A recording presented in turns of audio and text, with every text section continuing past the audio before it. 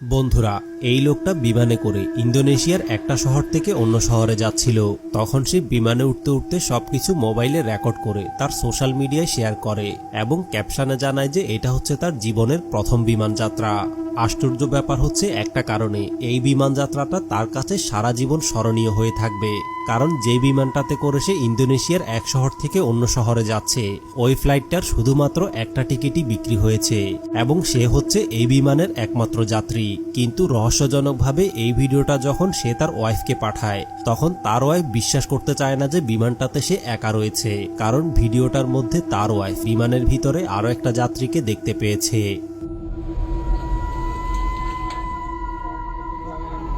বসবে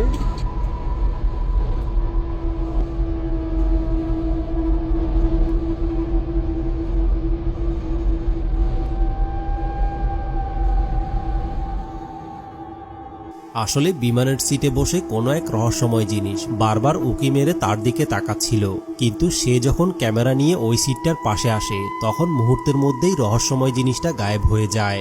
আর এই ভিডিওটা সোশ্যাল মিডিয়ায় ভাইরাল হওয়ার পরে মানুষজন মনে করে যে এটা হয়তো কোনো বিমান যাত্রীর আত্মা হতে পারে, যারা কিনা বিমান দুর্ঘটনায় মারা গিয়েছিল। এই ব্যাপারে আপনাদের কি মনে হয়?